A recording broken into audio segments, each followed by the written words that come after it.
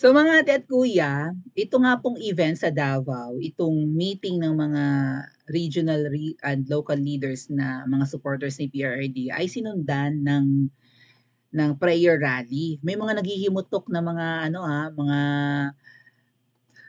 tawag doon, mga supporters ni Hello Kitty. Ano to?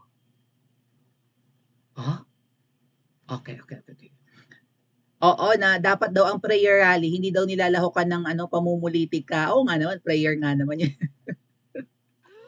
Well, kailangan na po talagang magsama-sama ang mga Pilipino. Siyempre, kanino ba yung prayer rally na yon bukod sa para sa mga Pilipino? Para din siyempre sa mga leaders na nagtataguyod nga na sana huwag namang maging abusado. Anong huwag naman? Huwag talaga dapat maging abusado sa power itong mga nakaupo ngayon kasi temporary lang sila. Yan nga po yung mensahe ni PRRD kanina.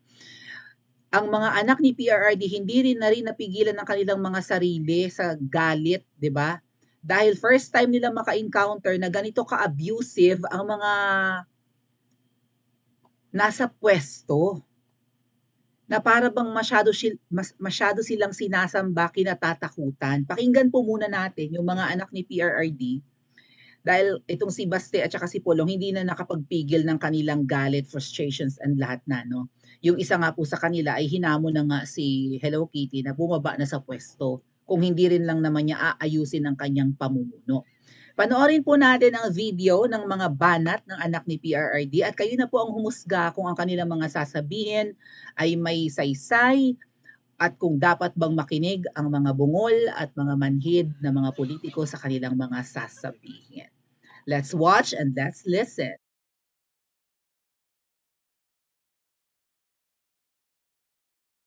Unsay mo gawas sa akong bakba karon, ilan ang lisuon against ako Ana ng trabaho, ana mga na akong papaga Ita-translate ko na lang po na mamaya ako kung nga kaya mga ko. kagunit sa baston tribunal sa kuha. Karon tulo ka speaker akong nagian ani akong kinabuhi sa politika. Na si Congressman Alvarez nahimong speaker. Si Cayetano nahimo na akong speaker. Si Velasco nahimo na akong speaker. Karon ra ko kitag mga congressman nga hadlok sa ilang speaker. Ngano man na? Ma-heart attack tanim. Ma-heart attack tani. Naglain nagtinanawan akong mahan sa ako Nganong mahadlok man? Duha ra man na. Hadlok matanggal pagka-congressman, parehas gibuhat nilang Arnie Tebes, gi-ethics ko. Dito po ko padulong, sigurado. Ganda man ako ng party list na babae diya. Nagtuo sa ako kabalo. Sige. Gusto kaday mag-hearing tas Congress, ana ako ang gisulti pa ninyo, gibulsan 51 billion. Pangita dog bangko dres Pilipinas, mo release ana. Tunto kang bayhana ka. First time daw niya makakita na ang mga kongresista ay takot sa speaker. Naging speaker, di ba, si Alvarez, who else? Si Cayetano, tsaka si Lord Alan Velasco. Pero itong speaker daw ngayon, takot na takot daw ang mga kongresista dyan. May isang bayhana or isang babae, malamang tinutukoy niya si Migs. Migs, ano ba yun? Nograles, yung diba, tawag doon, yung pinagbibintangan nila na nagbabayad sa Davao ng 100 to 10,000 na bayad sa pagpipirma.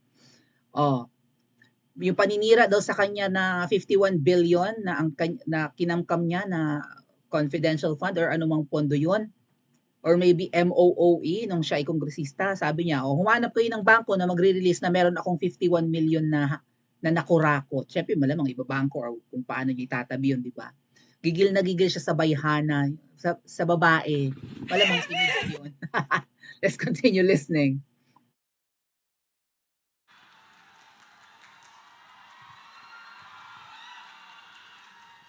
51 billion. Kadungog mo atong iro nga akong gidemanda, hantod karon padayon man among kaso. Di na ko isulti ang pangalan kay musikat siya.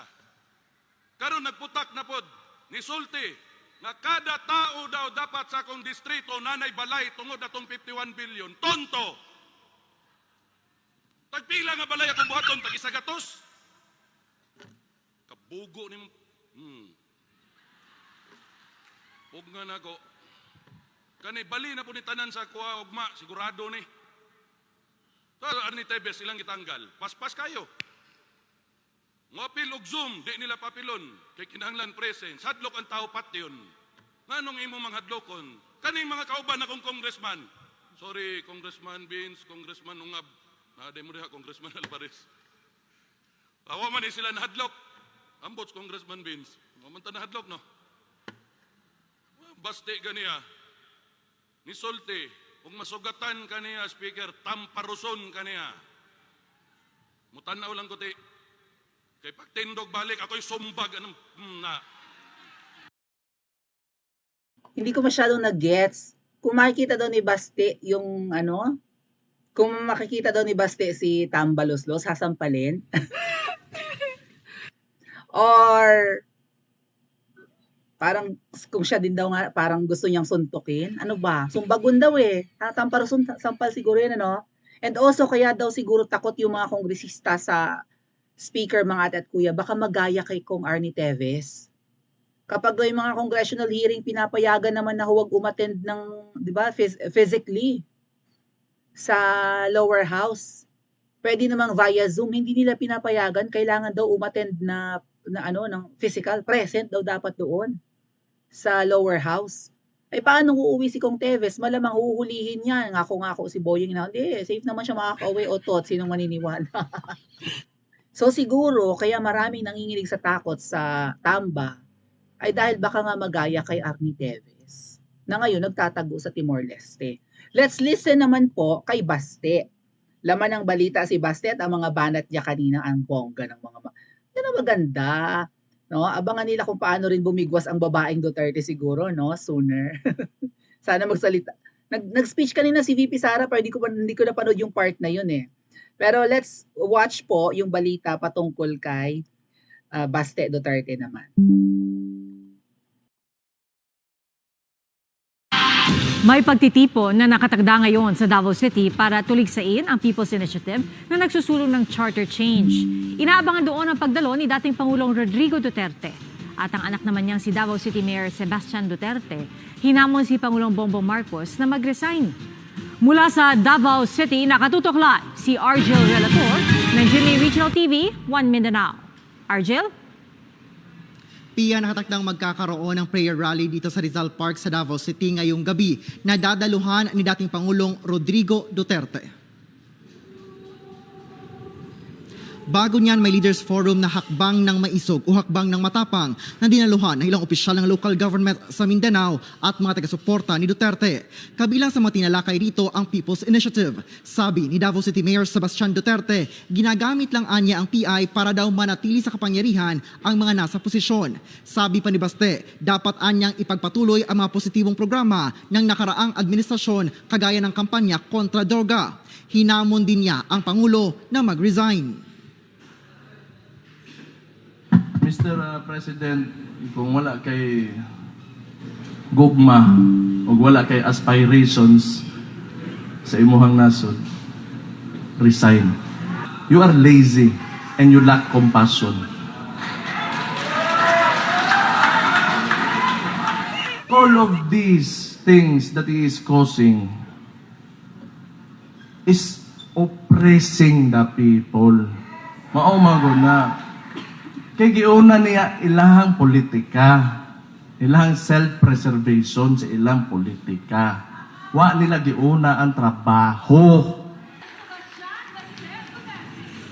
Hindi detalye ni Mayor Baste kung bakit niya sinabi yan laban kay Pangulong Marcos. Sinabi din niyang may instability umano sa gobyerno pero hindi na siya nagbigay ng detalye tungkol dito. Kabilang din sa mga nagsalita roon si Attorney Vic Rodriguez, dating Executive Secretary ni Pangulong Bongbong Marcos at si Davao del Norte 1st District Representative at dating Speaker Pantaleon Alvarez na nagbigay ng pahayag tungkol sa People's Initiative. Kaya tayo nandito ngayon sa Davao upang pag-usapan itong mga taong ginagamit at linulustay ang pera sa kaban ng bansa upang lapastanganin ang ating saligang batas, upang lapastanganin ang ating lahing Pilipino at upang lapastanganin ang darating pang saling lahi. Hindi naman PI yan, PI People's Initiative, di ba? Ito ang tawag ko dito, TI.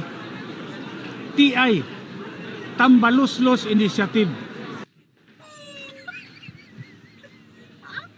Sinusubukan namin kunin ang panig ng Malacanang kaugnay sa pahayag ni Davao City Mayor Sebastian Duterte at maliban kay dating Pangulong Rodrigo Duterte, inaasahan ding dadalo sa isasagawang prayer rally ngayong gabi sa Davao City si Vice President Sara Duterte ayon sa Office of the Vice President.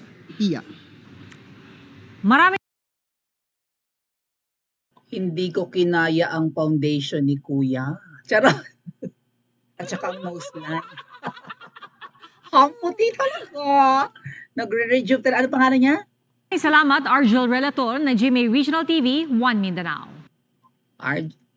Arjun?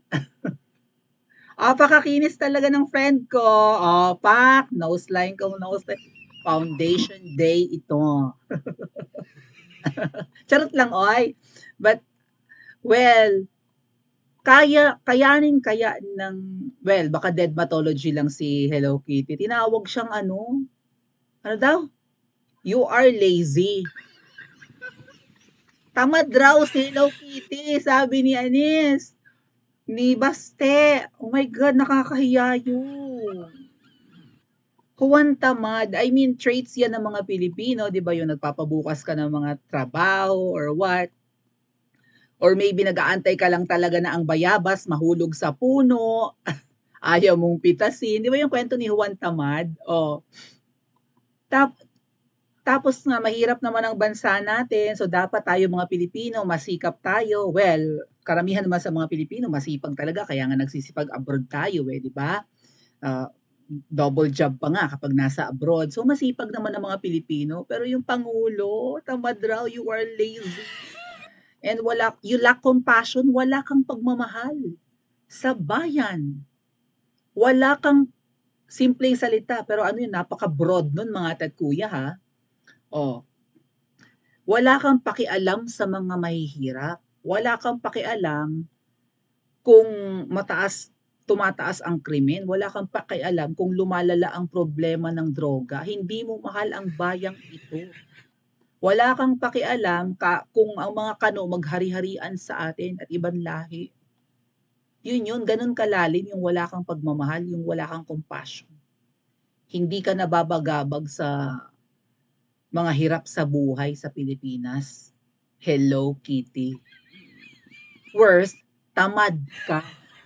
Pangita mahilig sa concert, mahilig sa fashion show, mahilig umattend ng kasal, mahilig sa party, mahilig mag-travel abroad.